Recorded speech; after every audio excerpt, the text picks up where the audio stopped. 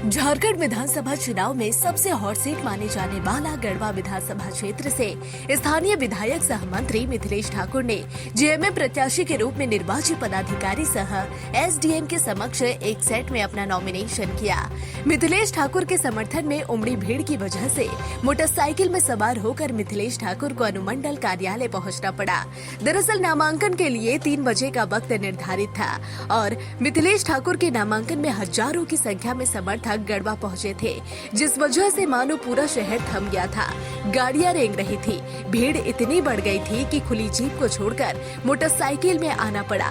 मिथिलेश ठाकुर ने ऐतिहासिक जीत का दावा किया। वहीं नामांकन के पूर्व उन्होंने प्रसिद्ध मां गढ़देवी मंदिर में जाकर पूजा अर्चना करते हुए माता से जीत का आशीर्वाद मांगा, जिसके बाद शहर के करबला के मैदान से हजारों की संख्या में अपने समर्थकों के साथ पूरे शहर में रोड शो करते हुए अनुमंडल कार्यालय पहुंचे। इस दौरान पूरे शहर वासियों ने उनका अभिवादन किया। गढ़वा से इंडिया गठबंधन के झारखंड मुक्ति मोर्चा उम्मीदवार मिथिलेश ठाकुर ने आज विधानसभा चुनाव के लिए नामांकन कर दिया है। नामांकन करने के बाद उन्होंने ऐतिहासिक जीत का अनुमान जताया है। भीड़ उमड़ी। देखिए, ये मैं सीधा कहूंगा कि हमारा भारत का लोकतंत्र है और लोकतंत्र को कोई कितना भी कमजोर करना चाहे, संविधान को बदलने की कोशिश करे, जनता उसका मुंह तोड़ जवाब देती है। और जनता को अब जात पात नहीं चाहिए, जनता को अब हिंदू मुस्लिम में नहीं बांट सकते हैं और जनता को अब मंदिर मस्जिद में बांटकर अपनी राजनीति रोटी कोई नहीं सेक सकते हैं। जनता को हक चाहिए, अधिकार चाहिए, विकास चाहिए, पानी, बिजली, सड़क, शिक्षा, स्वास्थ्य, सिंचाई और जनता को मकान चाहिए, जनता को सम्मान चाहिए।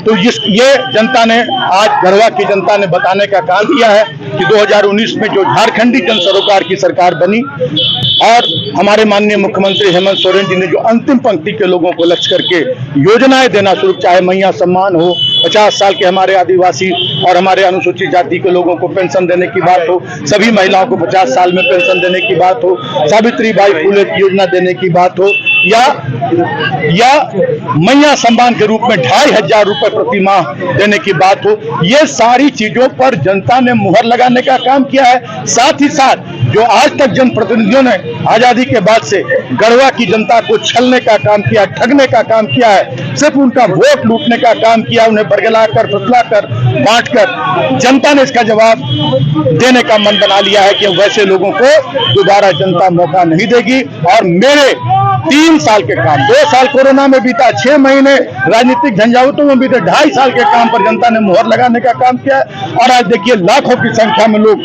यहाँ स्वतः स्फूर्त यहाँ इकट्ठे हुए हैं, मुझे आशीर्वाद दे रहे हैं। मैं गढ़वा की जनता को बहुत बहुत बधाई देना चाहूंगा, बहुत बहुत आभार। आपको बाइक से आना पड़ा। देखे कि मैं निकलते दौड़ते लोग दौड़ रहे थे सड़कों पर और मुझे बाइक से आकर नामांकन करना पड़ा, क्योंकि हम शुभ मुहूर्त देखकर नामांकन करते हैं। 14-15 में हमें नामांकन, सिर्फ 14-15 के बीच में मुझे नामांकन करना था।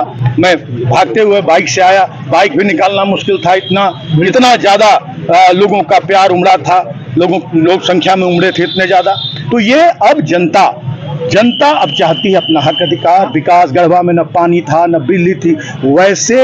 वैसे जनप्रतिनिधियों के लिए एक सबक है कि जो आज तक जनता को बेवकूफ समझते आए, जनता को बांटते रहे जात पात में, हिंदू मुस्लिम में और अपनी राजनीतिक रोटी सेकते रहे, अब जनता उन्हें सबक सिखाने के लिए तैयार है और वैसे लोगों को जनता अब कभी मौका नहीं देगी, ये मुझे पूरा भरोसा है। और जनता आने वाले दिनों में मुझे आशीर्वाद देगी। तो मैं गढ़वा को अभी झारखंड में पहचान दिलवाने में कामयाब हुआ हूँ। मैं आने वाले दिनों में गढ़वा को पूरे देश में मैं एक ऐसे मुकाम पर पहुंचाऊंगा कि गढ़वा से पूरे देश के लोग गढ़वा को देखने आए।